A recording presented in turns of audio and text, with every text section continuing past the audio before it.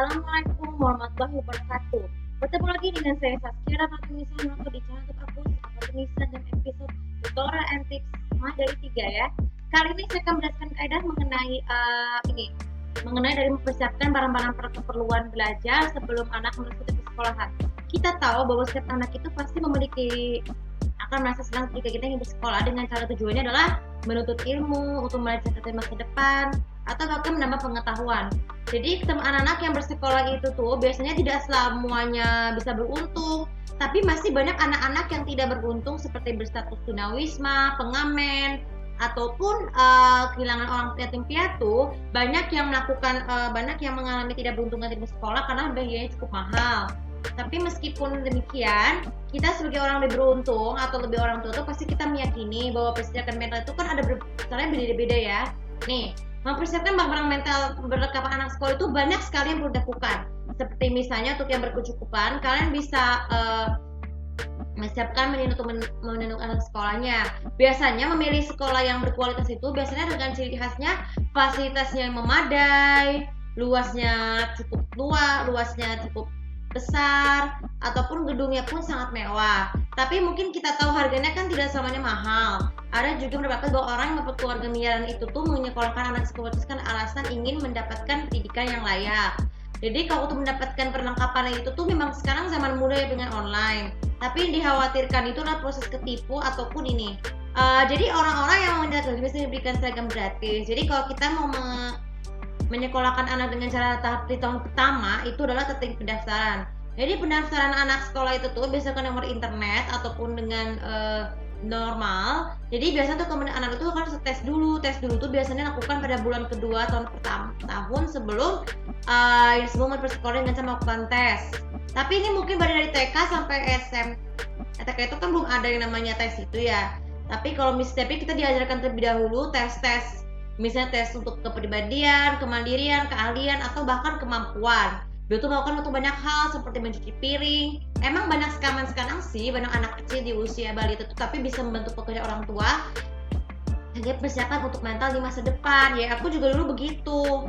Tapi ayah pernah bilang untuk siapkan rumah tangga. Maksudnya bukan rumah tangga yang gak harus semuanya, gak sempurnanya, gak ada yang sempurna dengan persiapan orang tua tunggal. Orang tua sederhana maksudnya, tapi juga orang tua tunggal ataupun persiapan mental untuk bersikap mandiri. Terus juga tes untuk setiap TSD sampai kuliah itu biasanya tes itu tuh bisa diperlukan dengan tes tulis ataupun tes lisan ya. So jadi persiapan barang-barangnya bagaimana nasibnya? Dia kan beragam ada macam mulai dari kategori pakaian. Pakaian bagi anak-anak TK itu kan pada umumnya itu beragam disediakan di sekolah. Akan tetapi kalau mereka tidak mampu, mereka biasanya mempersiapkan dirinya tuh dengan kita kalau dari bulan-bulan misalnya musim liburan nih, kita menyempatkan waktu untuk membeli peralatan tulis sebanyak mungkin, asalkan gak usah terlalu berlebihan, asalkan harganya tetap kecil dan setelah itu disediakan tersebut. Ataupun kalian bisa menggunakan ruangan kosong yang berada di rumah kalian untuk mendekorasi menyulap menjadi ruang belajar sesuai dengan tingkat perkembangan anak tingkat sekolah TK-nya kan bisa berubah-ubah. Misal dari TK biasanya disediain alat tulis, mana-mana makan sebagainya. Ataupun lemari rak buku yang berisi buku cerita anak-anak itu menjadi TK sampai SD. Kemudian yang kedua di saat masuk SMP, biasanya ruangannya beragam macam mulai dari penggaris, mulai dari kreativitas ya kan banyak tuh kita bisa menggunakan semua pelajaran tuh. Ataupun di rak buku juga banyak kamus-kamus dan juga banyak komputer untuk siapkan belajar. Atau kalau perlu kalian bisa membeli laptop untuk usia SMP untuk tujuannya belajar. Boleh sih belajar asalkan tidak mengganggu waktu belajar.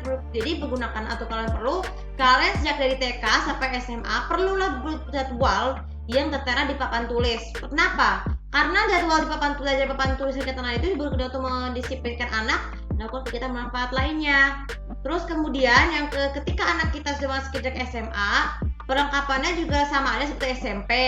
Cuman dekorasi dindingnya tuh harus lebih plain gitu. Kalau misalnya kalau SMP, TK sampai SMP kan beragam warna-warni ya. Karena apa? Karena tingkat SMA itu biasanya tidak boleh terlalu terdadiksi dengan benda-benda. Tapi boleh sih benda dan kenangan-kenangan itu kan juga berguna kan untuk menambah rasa nostalgia ya. Dan yang terakhir saya masuk kuliah, ubahlah ruang belajar dengan gabung dengan persiapin barang-barangnya banyak sekali ya. Mulai dari ruangan Biasanya kalau ruangan bergema ataupun komputer yang berteknologi tinggi dengan modifikasi supaya sebanyak mungkin supaya anak-anak itu bisa menjadi sangat menyenangkan. Jadi dengan menggunakan buku ataupun perlengkapan tersebut bisa membantu anak kita lebih belajar menyenangkan. Ada beberapa kaidah yang perlu kita ketika mempersiapkan barang. Yang pertama, dengan mempersiapkan barang-barang pakaian sekolah, anak-anak menjadi lebih menyenangkan. Jadi kalian tidak perlu lagi tidak perlu takut ini ataupun ajarkan anak-anak untuk mempersiapkan mental dan fisik jauh-jauh hari atau jauh-jauh bulan sebelum anak masuk ke persekolahan.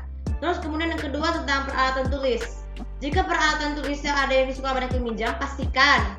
Kalau jika ada siswa yang lain yang melanggar janji meminjamkan barang tersebut, segeralah minta nasihatkan kepada orang tua mereka ya untuk lebih berhati-hati untuk mengajar anak untuk berhati-hati dalam bertanggung jawab terhadap barang kita sendiri maupun orang lain. Itu bertanggung jawab itu juga penting. Dan yang paling penting sekali ada yang terakhir adalah waktu.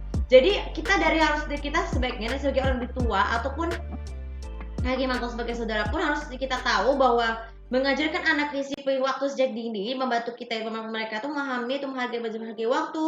Selain dengan belajar bisa juga untuk beribadah, sholat ataupun belajar untuk mengejar ujian. Kan biasanya kalau ujian nasional itu kan wajib belajar lebih lama. Jadi batasi waktu untuk bermain dengan menggunakan dengan menggunakan aplikasi perangkat keras maupun dari mainan biasa supaya mereka itu bisa memberikan banyak waktu untuk belajar karena kan biasanya tuh belajar itu kan sebanyak mungkin membantu mereka menghadapi ujian. Nah sekarang yang tahapan bagaimana nasib anak-anak yang tidak beruntung itu, biasanya persiapan sekolah itu kan kita biasa lakukan dari hal sederhana, mau dari mengajarkan ilmu alam ataupun mereka yang mengalami kecacatan fisik dan mental itu juga bisa mengalami dunia itu seperti orang normal. Jadi persiapan mentalnya cukup dengan bantuan video ataupun dengan bantuan bahasa isyarat pengucapan dari buku-buku membantu mereka tuh lebih menyenangkan. Nah jadi kalau kali ini pesan buat kalian semua dari saya adalah siapkan diri sekarang, persiap perlengkapan dan tentukan barang-barang sekolah apa yang kalian pilih untuk mempersiapkan anak di masa sekolahan dan semoga mereka akan mereka kelak mereka akan tetap belajar dan bekerja menjadi menyenangkan. Oke, kali ini juga bisa bermanfaat dan jangan lupa dibahas kalau sosial mediaku, komen dan bisa kalau lebih tahu bagaimana pendapat kalian mengenai komentar mengenai vlog hari ini. Terima kasih. Assalamualaikum warahmatullahi wabarakatuh.